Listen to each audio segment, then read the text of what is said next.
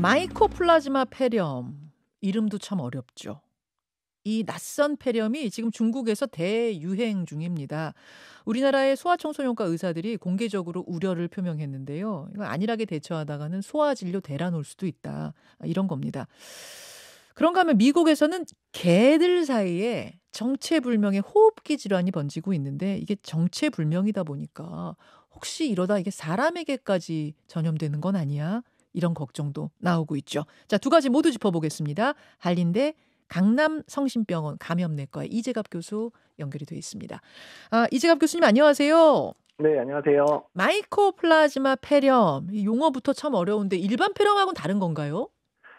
일단 세균 자체가 이제 보통은 이제 정형성 세균이라 그래서 스트레프토코커스 같은 이제 폐렴구균 같은 게 폐렴을 많이 일으키는데요. 예. 이제 마이코플라즈마는 이제 비정형성 세균이어서 좀 세균이라고 하기엔 조금 부족하고 또 바이러스는 아닌 정도의 이제 세균인데 이게 우리나라도 한 3, 4년 간격으로 계속 유행을 하기는 했어서 아주 낯선 세균은 아닙니다. 그렇죠. 어떤 분들은 이거 뭐 코로나19 같이 처음 등장한 바이러스야? 중국에서 처음 등장했어? 막 이러시던데 그건 아니고 원래도 3, 4년 주기로 유행하던 폐렴인데 근데 네. 왜 갑자기 중국에서 이렇게 대유행하는 거예요? 이제 최근에 여러 경향들 보면 그 락다운이라든지 이런 이제 국경 폐쇄나 이런 것들을 엄격하게 했었던 국가들이 네. 이제 코로나19 동안에 여러 가지 바이러스나 세균이 유행을 안 하다 보니까 조금 더 좀 심각하게 유행한다. 이제 이런 부분들이 여러 이제 바이러스에서 확인이 되고 있기도 하고요. 그리고 이제 중국 같은 경우도 우리나라랑 비슷한 패턴으로 유행을 했었는데 이제 코로나19 유행 기간 동안에 마이코플라즈마가 유행을 안 했었거든요. 이제 그거 자체가 이제 그다음에 그 사이에 3, 4년 사이에 애들도 많이 태어났잖아요. 그렇죠. 그러니까 이제 그러면서 이거를 경험하지 못한 아이들이 이제 많다 보니까 이제 아주 대규모로 환자가 발생한다 이렇게 보시는 게 맞습니다. 그러니까 말하자면 통제를 오래 하면서 면역이 떨어졌다 이렇게도 볼 수 있는 거군요. 네, 그래서 이걸 면역, 이뮤놀로지 갭 이런 식으로 표현을 합니다. 예. 이 마이코플라즈마 폐렴 전파력은 어느 정도고 또 치명률은 어느 정도입니까? 이제 이런 세균들은 대부분 이제 비말로 전파가 되는 패턴이기는 한데요. 네. 근데 다만 이제 아이들이 이제 집단 생활들을 하잖아요. 그렇죠. 유치원을 다니거나 또 어린이집도 어린이집에 다니고. 있거나 이러다 보니까 접촉 빈도가 되게 높아서 접촉을 하게 되면 또 되게 빠르게 전파되거든요. 이제 그런 부분 때문에 좀 전파가 빠른 것처럼 보일 수는 있습니다. 전파력은 빠른 것처럼 보이는데 뭐 그렇게 유별나게 빠르고 그런 건 아니고요. 예, 그런 건 아닙니다. 그런 건 예. 아니고 치명률은요? 치명률은 이제 사실 아이들의 면역 상태에 따라 다르고요. 그리고 이제 적절한 치료를 받으면 또 이렇게 사망까지 이르는 아이들이 많지는 않거든요. 근데 다만 이제 최근에 이제 여러 그러니까 항생제 내성 균주들이 유행을 하면서 중환자실에 입원하는 아이들의 숫자는 늘어난다 정도로 보고가 되고 있습니다. 중환자실에 까지 가는 어린이의 숫자가 늘어난다. 이게 어린이한테 잘 걸리는 폐렴입니다, 여러분. 그럼 어떻게 예. 집에서는 사실 감기하고 폐렴하고 초기 증상도 비슷하고 해서 어떻게 알아채야 됩니까? 이제 그게 제일 지금 상황이 가장 큰 문제인데요. 지금 네. 인플루엔자가 특히 소아 중심으로 많이 늘어나고 있거든요. 예. 근데 이 마이코플라즈마에 의한 폐렴 발생했을 때 초기 증상이 독감하고 거의 차이가 없습니다. 전신에 통증이 있고 열나고 그다음에 이제 기침하고 이런 식으로 나타나서 초기 증상으로는 전혀 구분이 못하기 때문에 예. 일단 호흡기 증상이 있고 고열이 나는 경우는 빨리 병원에 가서 우선은 독감 검사는 좀 간단하게 할 수 있으니까 독감인지 아닌지 확인을 해야 되고 네. 독감이 아닌 경우인데 증상이 심하다 그럼 엑스레이 찍어봐서 폐렴 동반됐는지 여부를 또 확인하는 이런 이제 과정들을 거쳐야 되기 때문에 꼭 전문의들하고 상의를 해주셔야 되는 질환입니다. 자, 초기 증상이 여러분 독감하고 거의 비슷하다. 독감도 독감의 초기 증상은 또 감기랑 비슷하잖아요. 네, 그렇죠. 그렇죠. 그래서 이제 감기니까 약 먹고 좀 버텨보자 이러다가 독감처럼 가고 그때 돼서야 병원에 가면 이미 또 폐렴이 심해져 있을 수도 있는 거예요? 네, 그렇습니다. 그래서 일단 독감 검사 음성이면 엑스레이를 우선 이제 찍게 되는데요. 그럼 이미 폐렴이 발생해 있어서 바로 이제 입원하는 애들이 꽤 늘어나는 거죠.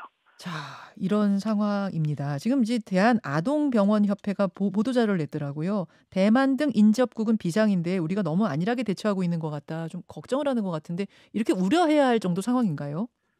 지금 환자 발생 수준이나 입원 정도는 아직까지는 이제 큰 문제가 있는 상황들은 아닙니다. 네. 근데 다만 이제 계속 환자가 좀 증가되고 있는 추세거든요. 그러니까 그러다 보면 특히 게다가 이제 독감도 유행하고 있고 뭐 RSV, 뭐 아데노바이러스 이런 게 좀 같이 유행을 하고 있다 보니까 여러 바이러스나 세균에 의한 입원이 늘어나고 있어서 이제 입원 환자들이 늘어나게 됐을 경우에 최근에 소아청소년과에 이제 뭐 전공의 선생님들이나 전문의 선생님들 숫자가 적다 보니까 네. 입원 환자를 이제 제대로 이제 치료 못하는 상황이 발생할 수도 있으니까 준비를 좀 철저히 해야 된다. 이제 이런 의미로 말씀하신 것 같습니다. 그러고 보니까 지금 말씀을 들으면서 생각해 보니까 제 주변에 코로나19 환자가 갑자기 좀 증가했고요. 독감 환자도 많고, 이게 평소보다 좀 더 많다는 느낌이 들어요. 평소의 겨울보다. 이게 다시 또 코로나19가 재유행하는 건가? 이거 뭐 어떻게 봐야 되는 거니까 상황을?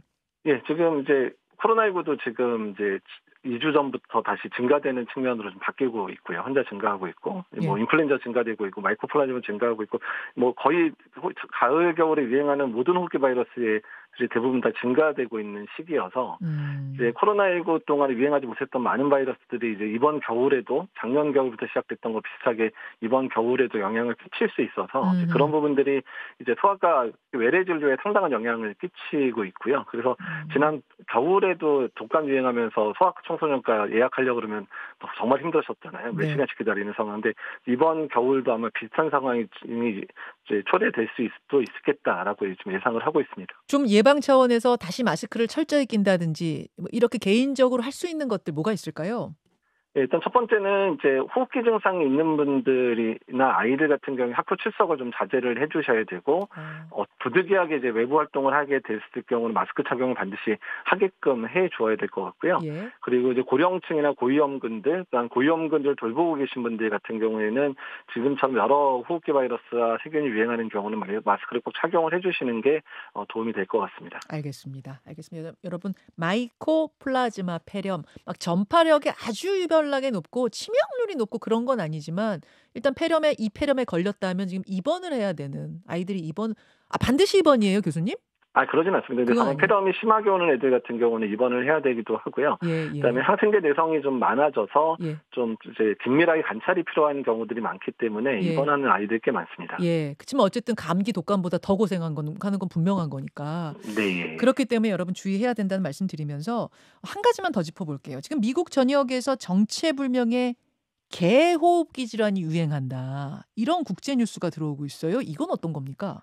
일단 뭐 이제 미국 뉴스들을 보게 되면, 그러니까 원인 불명이라고 하는 게 이제 검사를 했는데 세균이나 바이러스 검출은 안 되는데 폐렴이 이렇게 심하게 온 개들이 많다. 이제 이 정도의 보고기는 하고요. 이것도 폐렴이에요. 예, 이것도 폐렴으로 오고, 그래서 이제 강아지가 잘 먹지도 못하거나 아니면은 이제 가래를 잘 못 뱉으니까 밤에 잠을 못 자거나 이제 이런 일이 벌어지고 심지어는 좀 이제 죽는 경우들도 생기다 보니까 좀 우려의 목소리가 나오고 있기는 한데 일단은 아직까지는 뭐 특별한 뭐 변종 바이러스나 변종 세균이 발견된 건 아닌 것 같다 정도로 보고가 되고 있습니다. 아니 이게 덜컥 겁이 나는 게 뭐냐면 물론 개들이 걸려서 저 고생하는 것도 이것도 문제긴 합니다만 더 큰 문제는 마치 코로나19 때처럼 가축한테만 걸리던 전염병이 가축한테서만 돌던 전염병이 사람에게로 넘어오는 거 아니야? 그러면 개들은 정말 지금 이제 반려견들 사람과 가까이 생활하는데 이거 정말 큰일 나는 거 아니야? 이런 걱정들을 하는 분들이 계셔서 제가 질문드려요. 예. 다만 이제 아직 뭐 신종 바이러스나 세균이 발견된 것도 아니고 그다음에 인체 감염 사례가 확인된 것도 아니기 때문에요. 일단은 지금은 이제 미국의 유행 상황 또 어떤 원인 바이러스나 세균인지에 대한 결과가 나올 때까지는 조금 잘 관찰하면서 기다리면 될 것 같습니다. 예, 아직 뭐 인수 공통 전염병으로 이게 발전할 가능성이 있다라는 거 전혀 아니란 말씀이죠. 네. 아니고 네. 우리나라에서 이 개 정체불명 호흡기 질환이 발견된 케이스도 아직 없고. 네, 아직은 뭐 유사 사례가 없습니다. 없고 미국에서는 심각한 건 맞고요. 뭐 심각하게 느껴지기는 하는데 아직까지는 이제 뭐 이게 어떤 특정한 뭐 새로운 유행 이렇게 이야기는 좀 이른 것 같긴 합니다. 판단을 하기에는 자료가 너무 없습니다. 유행이라고 할 정도는 아니다. 조금 이게 특이하다 보니까 지금 국제 뉴스로 많이 나오고 있긴 하지만 너무 걱정할 상황 이런 건 아니라는 거죠? 네, 그렇습니다. 예, 조금 안심을 시켜드리면서 아니 왜 이렇게 또 걱정 우리가 할 수밖에 없냐면 코로나19 유행할 때 많은 전문가들이 이런 식의 인수공통 전염병, 새로운 바이러스들이 또 나올 거다. 이게 끝이 아니다. 이런 얘기 많이 하셨잖아요. 네, 맞습니다. 네, 그래서 또 슬슬 걱정이 되는 거예요. 그 전망은 여전합니까? 예, 일단은 뭐 지금까지 팬데믹이 대부분 다 인수공통 감염병인 인플루엔자, 코로나 바이러스에 발생을 했기 때문에요. 이후에 유행 패턴도 그럴 거라고 예상하고 있습니다. 아, 동물에게서 넘어오는 형태. 네. 예, 뭐 이게 견데믹 같이 번져서는 절대 안 될 것 같고 빨리 정체불명 바이러스의 정체를 찾아내는 일부터 해야겠네요. 여기까지 네. 말씀 듣겠습니다. 이재갑 교수님 고맙습니다. 네, 감사합니다. 김현정의 뉴스쇼는 시청자 여러분의 참여를 기다립니다. 구독과 좋아요, 댓글 잊지 않으셨죠? 알림 설정을 해두시면 평일 아침 7시 20분 실시간 라이브도 참여하실 수 있습니다.